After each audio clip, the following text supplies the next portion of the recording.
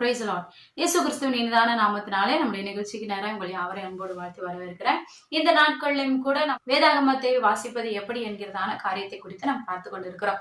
கடந்த வீடியோக்கள்ல அப்போஸ்தலன் ஆகிய பவுலுடைய நிருபத்தை குறித்து பார்த்தோம். அதன் தொடர்ச்சியாக 4 சுவிசேஷ புஸ்தகங்களை குறித்து பார்த்தோம்.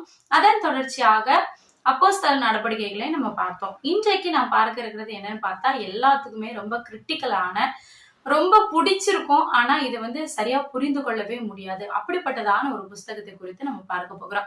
ஆமாங்க, எபிரேயர் நிருபத்தை குறித்து தான் இன்றைக்கு நம்ம பார்க்க போகிறோம். இந்த எபிரேயர் நிருபத்தை குறித்து பார்ப்பதற்கு முன்னதாக பழைய ஏற்பாட்டுல இருக்கிறதான ஆகமங்களை குறித்து நாம் சற்று தெரிந்து கொண்டு நம்ம இந்த புஸ்தகத்தை பார்ப்போம் அப்படின்னா நிச்சயமா அது நமக்கு பிரயோஜனம் உள்ளதா இருக்கும். அதுலயே மெயினா லேவியர் ஆகம புஸ்தகத்தை ஓரளா நீங்க அதை வாசித்து விட்டு இந்த எபிரேயர் நிருபத்தை நீங்க வாசித்தீங்க அப்படின்னா உங்களுக்கு இது புரிந்து கொள்வதற்கு ரொம்ப லகுவா இருக்கும். சரி, இப்போ நம்ம இந்த புஸ்தகத்துக்கு நேரா கடந்து போலாம். இந்த புஸ்தகத்தை குறித்து நம்ம பார்க்கும்போது இதை யாரு எழுதினா, இதனுடைய ஆசிரியர் யாரு என்பது நமக்கு தெரியாது. இது தெளிவா கொடுக்கப்படல. யூகத்தின் பிரகாரமா அநேகரை சொல்றாங்க. ஒருவேளை பவுல் எழுதியிருக்கலாம், இல்ல பர்னபா எழுதியிருக்கலாம், இல்லைன்னா ஸ்தேவான் எழுதியிருக்கலாம், இல்ல ஆக்கில்லா பிரிஸ்கில்லா அவங்க யாருன்னா எழுதியிருக்கலாம், இல்லைன்னா பவுலோடு கூட நடந்தவங்க எழுதியிருக்கலாம். இப்படி என்று சொல்லி யூகத்துல அநேகர் குறித்து சொல்றாங்க. ஆனா கரெக்டா இன்னார்தான் எழுதினாரு அப்படின்னு நமக்கு தெரியாது. எருசலேமின் தலைவனான யாக்கோபு கூட இதை எழுதியிருக்கலாம் அப்படின்னு சொல்லி சொல்றாங்க. இருந்தாலும் யார் என்ன சொன்னாலும் இது யார் எழுதினார் அப்படிங்கிறதான ஒரு தெளிவான விளக்கம் நமக்கு இன்னும் கிடைக்கப்படல. அதனால இந்த புஸ்தகத்தை குறித்து நம்ம பார்க்கும்போது இதை எழுதினது யாரு அப்படின்னு தெரியாவிட்டாலும் இது ஆவியானவர்னால ஏவப்பட்டு எழுதப்பட்டதான ஒரு புஸ்தகம் என்று நம்ம பார்க்க முடியும். ஹிஸ்டாரிக்கலா நம்ம திரும்பி பார்ப்போம் அப்படின்னா 2 ரீதியாக இந்த புஸ்தகத்தை குறித்து நம்மளால பார்க்க முடியும். ஒரு சிலர் என்ன சொல்றாங்க அப்படின்னா, ஆதி நாட்கள்ல, அதாவது இயேசு கிறிஸ்துவுக்கு பின்பு அவர் மரித்து உயிர்த்தெழுந்ததுக்கு அப்புறமா AD 64 இந்த புஸ்தகத்தை எழுதியிருக்கலாம் அப்படின்னு சொல்றாங்க. ஒரு சிலர் என்ன சொல்றாங்கன்னா AD 64க்கு அப்புறமா, அதாவது 70க்குள்ள இந்த புஸ்தகத்தை எழுதியிருக்கலாம் அப்படின்னு சொல்றாங்க. என்னவா இருந்தாலும் 64ல இருந்து 70க்குள்ளாக இந்த புஸ்தகத்தை எழுதப்பட்டிருக்க வேணும். ஏன் அப்படின்னா 70வது ஆண்டுல நமக்கு தெரிந்தது போல தேவாலயம் இடிக்கப்பட்டது. சோ தேவாலயம் இடிக்கப்படுவதற்கு முன்னதாக இந்த புஸ்தகத்தை எழுதியிருக்கலாம் என்று கருதப்படுகிறது. சோ இந்த 2 கேட்டகரியை நான் உங்களோடு பகிர்ந்து கொள்ள விரும்புகிறேன். முதலாவதாக இந்த 64ல எழுதியிருக்கலாம் அப்படின்னு சொல்லுகிறவங்க என்னத்த ஒரு குறிக்கோள் இட்டு அவங்க காண்பிக்கிறாங்க, எதை குறிப்பிட்டு அவங்க சொல்றாங்க அப்படின்னு பாத்தீங்கன்னா, நீரோ மன்னனுடைய ஆட்சி நாட்கள்ல அவர் என்ன நினைக்கிறாங்க அப்படின்னா, தனக்கு ஒரு பிரம்மாண்டமான ஒரு மாளிகையை கட்டணும் அப்படின்னு சொல்லி அவருக்கு ஒரு ஆசை வருது. அப்படி ஆசை வரும்போது அவர் அப்படிப்பட்ட மாளிகை கட்டுவதற்கான இடம் தேடிக்கொண்டு இருக்கும்போது எந்த இடமே அவ்வளவு பெரிய மாளிகை கட்டுறதுக்காக அவருக்கு இடம் கிடைக்கல. அதனால அந்த மன்னன் என்ன பண்ணாரு அப்படின்னா, ரோமபுரியில இருக்கிறதான பட்டணத்தை எல்லாம் அவர் தீக்கி இரையாக்கி விட்டுட்டாரு. அது எல்லாமே தீ வைத்து கொளுத்தி விட்டாரு. அந்த டைம்ல கிறிஸ்தவம் பெருகி கொண்டிருந்தது. கிறிஸ்தவர்கள் நாளுக்கு நாள் அதிகரித்து கொண்டிருந்தாங்க. யூத மார்க்கத்துல இருந்தாகட்டும், புறஜாதியராகட்டும், இயேசு கிறிஸ்துவை அதிகமாய் அறிந்து கொண்டு கிறிஸ்தவுக்குள்ள அதிகமாய் வளர ஆரம்பித்தாங்க. கிறிஸ்தவமும் பெருகி கொண்டிருந்தது. அந்த நாட்கள்ல இப்படிப்பட்ட ஒரு காரியத்தை அவர் செஞ்சுட்டாரு. அப்படி செஞ்ச உடனே அங்க இருக்கிற ஜனங்களுக்கு எல்லாருக்குமே ஒரு சந்தேகம் வந்துச்சு. இந்த நீரோ மன்னன் தான் இந்த தேசத்தை தீக்கி இரையாக்கி இருக்கலாம் அப்படின்னு சொல்லி அரசல் பரசலா எல்லாரும் பேச ஆரம்பிச்சிட்டாங்க. இதை கேள்விப்பட்ட நீரோ மன்னன் என்ன பண்ணாருன்னா, தந்திரமா ஒரு யுக்தியை யோசித்து காரியத்தை செஞ்சாரு. அது என்னன்னு பாத்தீங்கன்னா, அந்த புதுசா ரட்சிக்கப்படுகிற ஜனங்கள் இயேசு கிறிஸ்துவை ஏற்றுக்கொண்டு கிறிஸ்தவர்களாய் மாறிக்கொண்டிருந்த ஜனங்கள் தான் இது எல்லாத்துக்கும் காரணம், அவங்கதான் இப்படி பண்ணிட்டாங்க அப்படின்னு சொல்லி இந்த பழியை என்ன பண்ணாரு அப்படின்னா அந்த கிறிஸ்தவர்கள் மேல போட்டுட்டாரு. அந்த டைம்ல அப்போ கொடூரமான ஆட்சி நடந்து கொண்டிருந்தது. கிறிஸ்தவர்களுக்கு விரோதமாய் இயேசு கிறிஸ்துவை யாரெல்லாம் ஏற்றுக்கொண்டாரோ அவர்களுக்கு விரோதமான ஒரு ஆட்சி காலமா இருந்தது. இந்த பழியையும் கூட அவங்க மேல போட்ட உடனே எல்லாருடைய சிந்தையுமே என்னாச்சுன்னா அவர்களுக்கு விரோதமா எழும்பிச்சு. அந்த டைம்ல கிறிஸ்துவை ஏற்றுக்கொண்டதான யூதர்களா இருக்கட்டும், மற்ற ஜனங்களா இருக்கட்டும், என்ன பண்ணாங்க அப்படின்னாமே அந்த தேசத்துக்கான குடியுரிமை பறிக்கப்பட்டது. அரசாங்க ரீதியா என்னென்ன சலுகைகள் உண்டோ அது எல்லாத்தையுமே அந்த நாட்கள்ல வாழ்ந்த ஜனங்களுக்கு எல்லாருக்குமே பறிக்கப்பட்டது. யாரெல்லாம் இயேசு கிறிஸ்துவை ஏற்றுக்கொள்ளுகிறாங்களோ அவங்க எல்லாருக்குமே இந்த குடியுரிமை பறிக்கப்பட்டது. அதே மாதிரி அவங்களுக்கு சாப்பாட்டுக்கோ அவங்களுக்கு தங்குவதற்கு வீடு இல்லாம யாரும் வீடு கொடுக்காம ஒரு போராட்டமா இருந்தது. சாப்பாடு இல்லாம நிறைய கஷ்டப்பட்டாங்க. அதே மாதிரி அடிக்கவும் செய்தாங்க.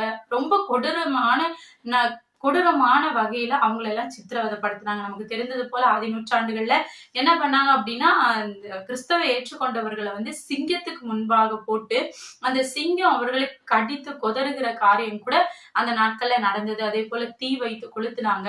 அந்த நாட்கள் அப்படிப்பட்டதான ஒரு காலகட்டத்துல இதுக்கு மேல இவங்க எல்லாம் என்ன பண்ணிட்டாங்கன்னா, இயேசு கிறிஸ்துவை ஏற்றுக்கொண்டிருந்தாலும் இவங்களால அந்த கொடுமை தாங்க முடியாம, தனக்காக இல்லாவிட்டாலும் தன் குடும்பத்துல இருக்கிறவங்களுக்கு சாப்பாடு இல்ல, அவங்க ரொம்ப கஷ்டப்படுறாங்க, அவங்க ரொம்ப கொடுமை அனுபவிக்கிறாங்க சொல்லிட்டு ஒரு கட்டத்துக்கு மேல இவங்க தங்களுடைய குடும்பத்திற்காக மறுபடியும் அந்த யூத மார்க்கத்துக்குள்ளாக அவங்க திரும்பி செல்லுகிறத நம்ம பார்க்க முடியும். அதுலயும் ஒரு சிலர் மாத்திரம் என்ன நடந்தாலும் பரவாயில்ல அப்படின்னு சொல்லி இயேசு கிறிஸ்துவுக்காக பக்தி வைராக்கியமாயும் அந்த நாட்களில் நின்று கொண்டு இருக்கிறாங்க.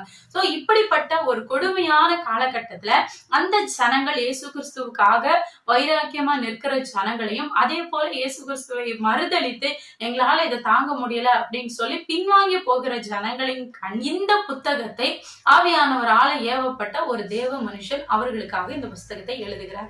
இப்படியாக ஒரு கேட்டகரி சொல்லப்படுகிறது. இரண்டாவதாக என்ன சொல்றாங்க அப்படின்னு பார்த்தோம்னா, இந்த நாட்களுக்கு அப்புறம், அதாவது இந்த ரோமபுரி எரிக்கப்பட்டதுக்கு அப்புறமா இந்த ரோமபுரிக்குள்ள இருக்கிறதுக்கு மாத்திரமல்ல, எருசலேமை சுற்றி இருக்கிறதான அநேக இடங்களுக்கு, அநேக இடத்துல இருக்கிறவங்களுக்கு இந்த புஸ்தகம் எழுதப்பட்டிருக்கலாம். மெயினா எபிரேயர்களுக்காக இந்த புஸ்தகம் எழுதப்பட்டது. அவங்க என்னன்னா, நான் இயேசு கிறிஸ்துவை ஏற்றுக்கொண்டாலும் அவங்க என்ன பண்றாங்க அப்படின்னா, இன்னும் உறுதியா இல்ல.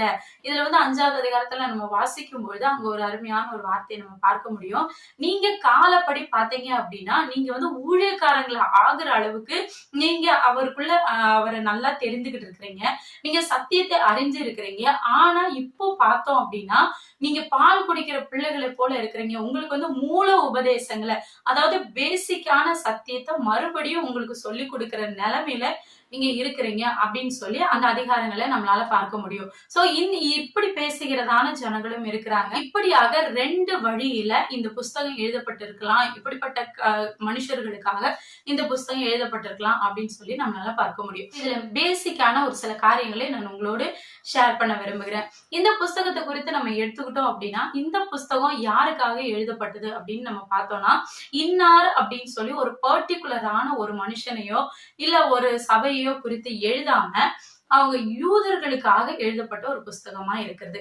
அதாவது அந்த நாட்கள்ல வாழ்ந்து இயேசு கிறிஸ்துவை ஏற்றுக்கொண்டதான எபிரேய யூதர்களுக்காக எழுதப்பட்ட ஒரு புஸ்தகமா நம்ம இதை பார்க்க முடியும். இதை குறித்து நம்ம பார்க்கும்போது இதுல 3 கேட்டகரியான மனுஷர்களை நம்ம பார்க்க முடியும். முதலாவது இயேசு கிறிஸ்துவை அறிந்து இயேசுதான் எல்லாமே அப்படின்னு சொல்லி தனக்கு சொந்த ரட்சகராக ஏற்றுக்கொண்ட ஒரு குரூப்பை நம்ம இங்க பார்க்க முடியும். 2வது இந்த இடத்தரப்பட்டதான மக்களை நம்ம பார்க்க முடியும். அதாவது இயேசு கிறிஸ்துதான் மெய்யான தேவன் என்பது அவங்களுக்கு தெரியும், சத்தியம் அறிந்தா கூட ஆத்துல ஒரு கால் சேத்துல ஒரு கால் வைக்கிறதான ஒரு கூட்டத்தை நம்ம இங்க பார்க்க முடியும். கிட்டத்தட்ட நம்முடைய காலத்துல இப்போ இருக்கிற ஜனங்கள், இப்ப சபைக்கு வருகிற ஜனங்கள் இருக்கிற மாதிரின்னு வச்சுக்கோங்களேன். ஏன்னா அவங்களால மொத்தமா அதுல இருந்து வெளியவும் வர முடியல, ஏசப்பாக்காக பக்தி வைராக்கியத்தோட நிக்கவும் முடியல. அதே நேரத்துல அவர் தான் வேணும் அப்படின்னு சொல்றாங்க. இனிக்குதுன்னு ஒழுங்கவும் முடியல, கசக்குதுன்னு துப்பவும் முடியல. அப்படிப்பட்ட ஒரு சூழ்நிலைன்னு வச்சுக்கோங்களேன். சோ இந்த 2வது கேட்டகரி இப்ப நம்ம எல்லாருக்குமே தெரிந்திருக்கும். இப்ப நம்மளையும் பலர் அப்படிதான் இருக்கிறாங்க.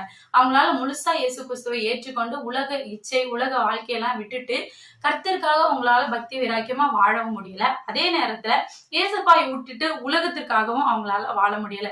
நம்ம வெளிப்படுத்தல விசேஷத்துல நம்ம பார்க்கும்போது அங்க லவோதிக்கேயா சபைக்கு அவர் எழுதும்போது சொல்லுவாரு, நீங்க குளிராயாவது அனலாயாவது இருங்க, அப்படி எதுவுமே இல்லாம நீங்க இப்படி வெதுவெதுப்பா இருந்தா உங்களை நான் வாந்தி பண்ணி போட்டுருவேன் அப்படின்னு சொல்லுவாரு.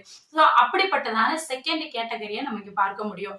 அவங்கள இயேசுவை விட்டு போகவும் மாட்டாங்க, அவரும் வேணும், உலகமும் வேணும், எனக்கு இயேசுப்பாயும் வேணும் அப்படின்னு சொல்லுகிறதான 2வது கேட்டகரியான யூதர்கள். 3வதாக பியூரா இயேசு கிறிஸ்துவை நாங்க ஏற்றுக்கொள்ள மாட்டோம், நாங்க வந்து யூதர்கள், நாங்கள் அப்படிதான் இருப்போம், நாங்க இயேசுவெல்லாம் ஏற்றுக்கொள்ள மாட்டோம் அப்படின்னு சொல்லி ஸ்டபனா நிக்கிறதான ஒரு கூட்ட பீப்புளை நம்ம இங்க பார்க்க முடியும். அப்படியாக 3 கேட்டகரியான மனுஷர்களை நம்ம இங்க பார்க்க முடியும். இந்த புஸ்தகத்தை நம்ம வாசிக்கும் பொழுது இது வந்து ரொம்ப தெளிவா வாசிக்கணும். இந்த 3 கேட்டகரியில இருக்கிற ஜனங்கள்ல எந்த வசனம் எந்த கேட்டகரியில இருக்கிறவங்களுக்காக சொல்லப்பட்டது அப்படிங்கிறத முதல்ல நம்ம புரிந்து கொண்டவர்களா இந்த புஸ்தகத்தை நம்ம வாசிக்கணும். மெயினா நீங்க இந்த 3 டிஃபரெண்டே நீங்க தெரிந்து கொண்டு இதை படித்தா மாத்திரம்தான் அதை புரிந்து கொள்ள முடியும். இல்லைன்னா அநேக தவறாவும் புரிந்து கொள்வாங்க. அதனால இந்த இந்த வசனத்தை நீங்க இந்த புத்தகத்தை நீங்க வாசிக்கும் பொழுதே நீங்க உங்க மைண்ட் செட்ல ஒண்ணு வச்சுக்கோங்க. இப்படி 3 கேட்டகரி ஜனம் இருக்கிறாங்க.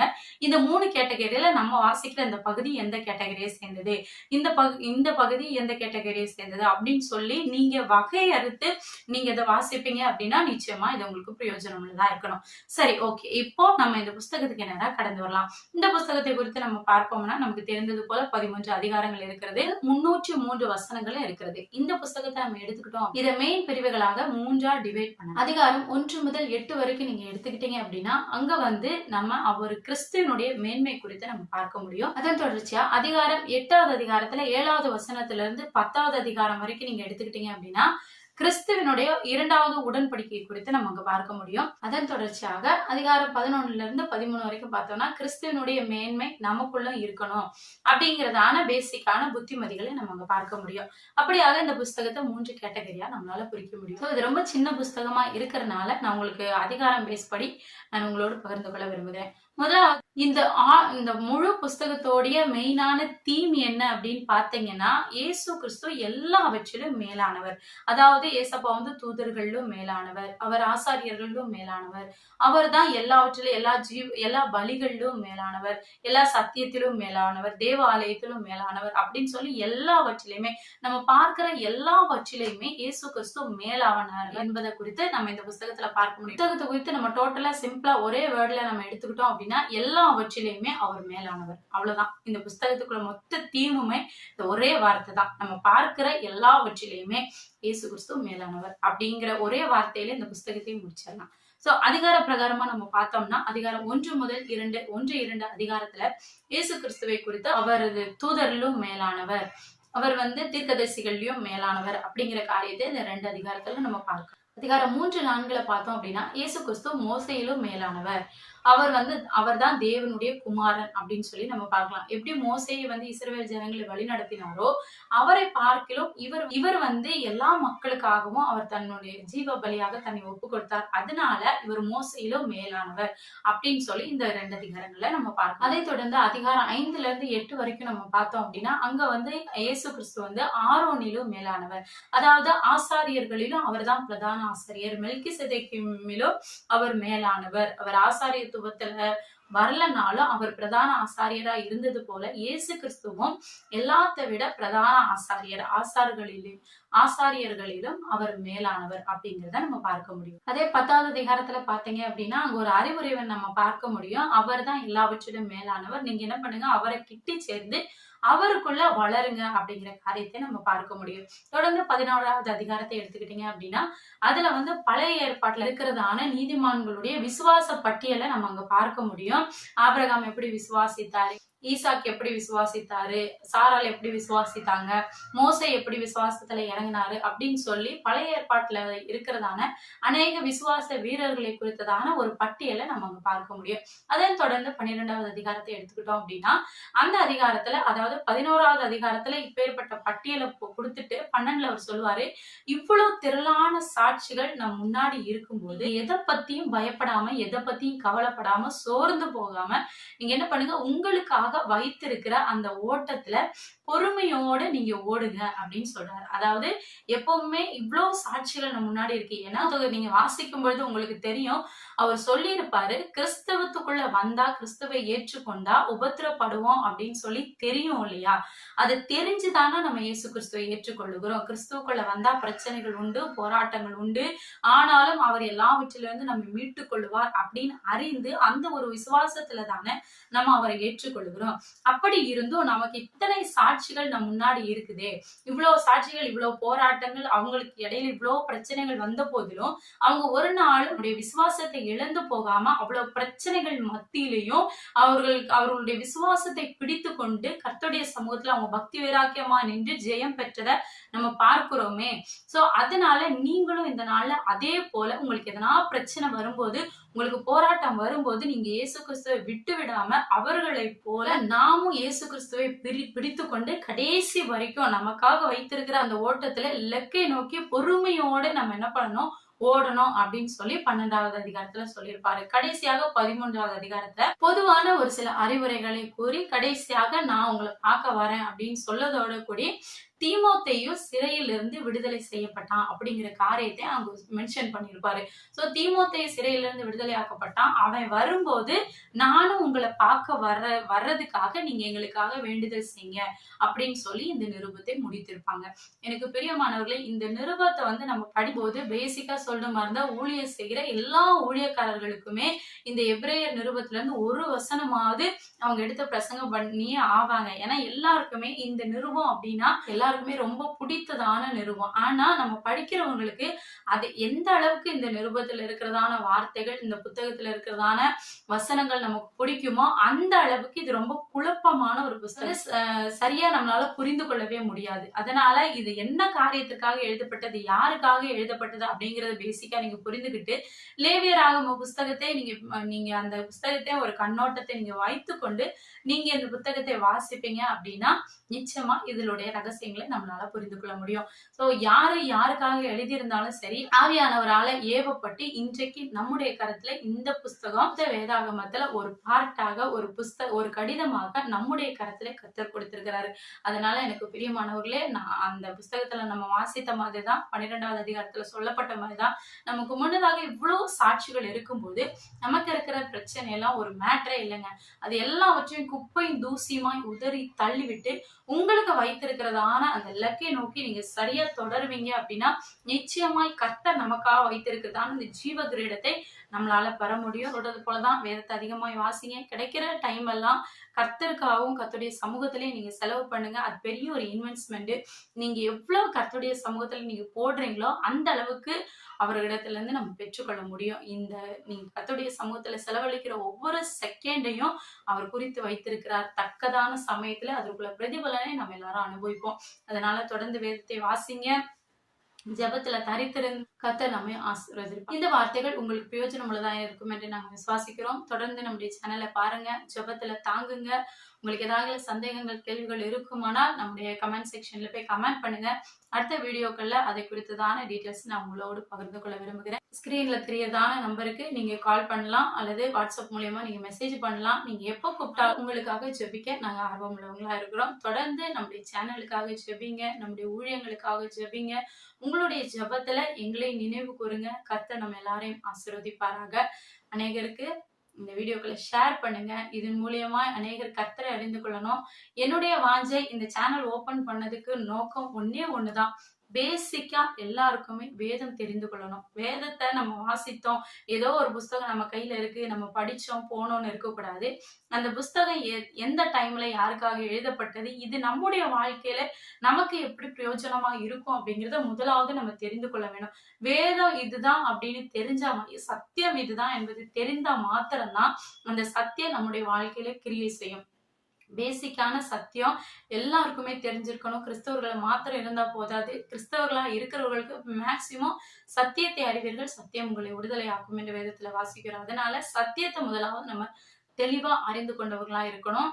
அதனால நம்முடைய சேனலை அநேகருக்கு நீங்க ஷேர் பண்ணுங்க. அநேகர் இதன் மூலியமா கர்த்தரை அறிந்து கொள்ளணும். மெயினா வேதத்தை குறித்ததான பேசிக்கான காரியங்களை அவங்க அறிந்து கொள்ளணும். அதற்கு நீங்களும் உங்களால முடிஞ்சதான காரியத்தை நீங்க செய்யுங்க. ஒண்ணுமே இல்லைங்க, ஜஸ்ட் ஷேர் மட்டும் பண்ணுங்க. அநேகருக்கு இது பிரயோஜனம் உள்ளதா இருக்கும். கர்த்தர் உங்களை ஆசீர்வதிப்பார். ஆமென். May God bless you.